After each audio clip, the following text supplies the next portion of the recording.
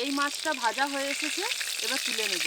এই দেখুন, পমফ্রেটকে একটু অন্যভাবে খেতে চাইলে এরকম বাদাম পমফ্রেট রান্না করে দেখতে পারেন। নমস্কার, আজকের ভিডিওতে আপনাদের সবাইকে অনেক অনেক স্বাগত জানাই। আজকে আমি নিয়ে এসেছি মাঝারি সাইজের পমফ্রেট। পমফ্রেট মাছ তো বিভিন্ন রকমভাবেই রান্না করা যায়, আজকে আমি একটু অন্যরকমভাবে রান্না করব। পুরো ভিডিওটা দেখবেন, আশা করি ভালো লাগবে। চলুন এখন পমফ্রেটগুলো কেটে নিই। এই মাছ কাটা তো ভীষণই সহজ, বিশেষ কিছু কাটার নেই, শুধুমাত্র এই পাখনাগুলো কেটে বাদ দেবো।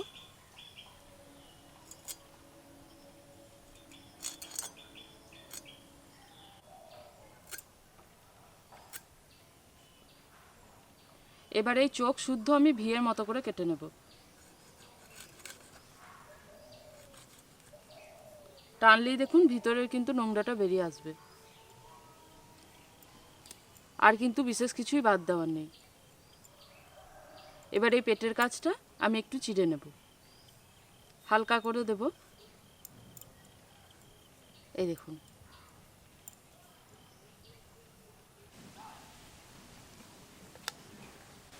এইভাবে আমি বাকি মাছগুলো কেটে নেব।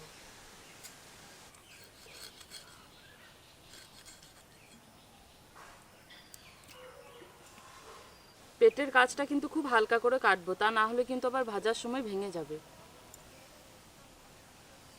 পমফ্রেটগুলো ভালো করে ধুয়ে নিয়ে চলে এসেছি। এবার মাছের মধ্যে লবণ হলুদ দিয়ে মেখে নেব। পমফ্রেট কিন্তু সামুদ্রিক মাছ, তার জন্য লবণ কিন্তু খুব সামান্য দেব।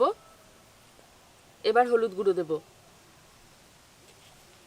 প্রত্যেকটা মাছ খুব ভালো করে মেখে নেব। পমফ্রেট তো বিভিন্ন রকমের রান্না হয়, আর প্রথমেই বলেছি আজকে আমি পমফ্রেটটাকে একদম অন্যরকমভাবে রান্না করব। তার জন্য একটু অন্য রকমের মশলা নিয়েছি, বেটে নেব। মশলার জন্য আমি এখানে নিয়েছি কাঁচা চীনাবাদাম। চীনাবাদামটাকে কিছুক্ষণ আগে ভিজিয়ে রেখেছিলাম, তারপরে খোসাগুলোকে ছাড়িয়ে নিয়েছি। এই বাদামটা দিয়ে দেব,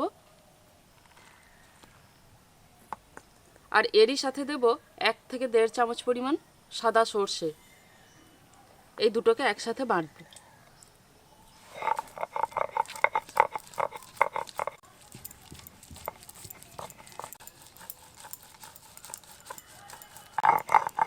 বাদাম আর সর্ষেটা বেটে নিয়েছি, এবার তুলে নেব।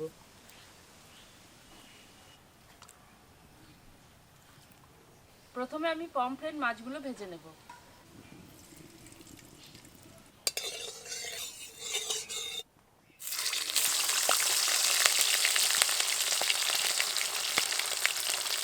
মাছটার একটা দিক হালকা করে ভেজে নিয়েছি, এবার উল্টে পাল্টে দিয়ে ভালো করে ভেজে নেব।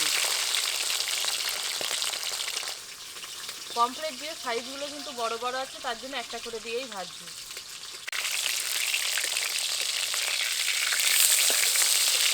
এই মাছটা ভাজা হয়ে এসেছে, এবার তুলে নেব। এই দেখুন,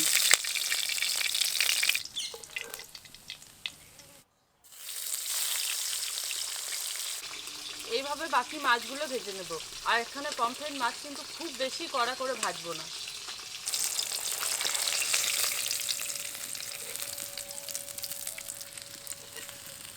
কড়াইতে পরিমাণ মতো তেল দেব। তেলের মধ্যে দেব কালো জিরে আর 2টো কাঁচা লঙ্কা দেব।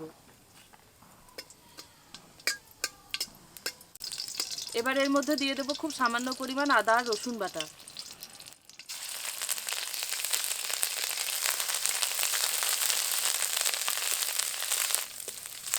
আদা রসুন বাটাটা একটু ভাজা হয়ে এসেছে, এবার এর মধ্যে দিয়ে দেব বাদাম আর সর্ষে বাটা। এবার অল্প তাপে ভালো করে কিছুক্ষণ নেড়ে নেব। বাদাম আর সর্ষে বাটা দিয়ে কিছুক্ষণ ভালো করে নেড়ে ছেড়ে নিয়েছি, তেলটাও কিন্তু ছেড়ে এসেছে। এবার এর মধ্যে দিয়ে দেব লবণ স্বাদ মতো, হলুদ গুঁড়ো দেব সামান্য, আর দেবো কাশ্মীরি লঙ্কা গুঁড়ো। আবারও কিছুক্ষণ ভালো করে নেড়ে ছেড়ে নেব। মশলাটাকে ভালো করে কিছুক্ষণ কষিয়ে নিয়েছি, আর এখন দেখুন পুরো তেল ছেড়ে গেছে, আর রঙটা দেখেছেন কত সুন্দর এসেছে। এবার এর মধ্যে দিয়ে দেবো ফেটানো টক দই। আমি এখানে প্রায় 1 বাটি পরিমাণ টক দই নিয়েছি, ছোট বাটির, এটা দিয়ে দেব।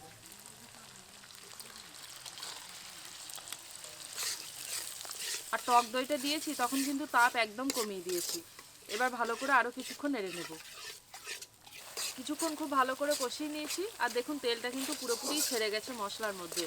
এবার যেহেতু টক দই দিয়েছি, স্বাদটাকে ব্যালেন্স করার জন্য এখানে দিয়ে দেব পরিমাণ মতো চিনি। এবার এর মধ্যে মশলা ধোয়া জল দিয়ে দেবো। এবার এর মধ্যে দুটো ছেঁড়া কাঁচা লঙ্কা দেব। এবার ঝোলটাকে কিছুক্ষণ ভালো করে ফুটতে দেব। গ্রেভিটা খুব ভালোভাবে ফুটে গেছে। এবার এর মধ্যে ভেজে তুলে রাখা পমফ্রেটগুলো দিয়ে দেব।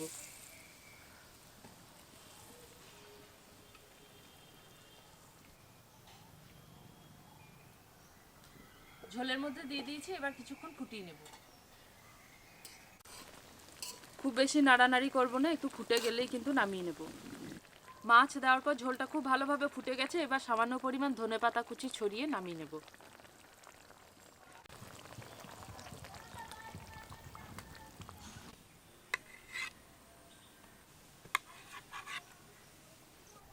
পমফ্রেট মাছকে একটু অন্যভাবে খেতে চাইলে এরকম বাদাম পমফ্রেট রান্না করে দেখতে পারেন, এর স্বাদ কিন্তু দারুণ। আজকের এই বাদাম পমফ্রেট রান্নাটা কেমন লাগলো অতি অবশ্যই জানাবেন। পারলে বাড়িতে একবার তৈরি করে দেখতে পারেন, আশা করি ভালোই লাগবে। আজকের ভিডিওটা এখানেই শেষ করছি। দেখা হচ্ছে পরের ভিডিওতে নতুন রেসিপির সাথে। সবাই খুব ভালো থাকবেন, সুস্থ থাকবেন।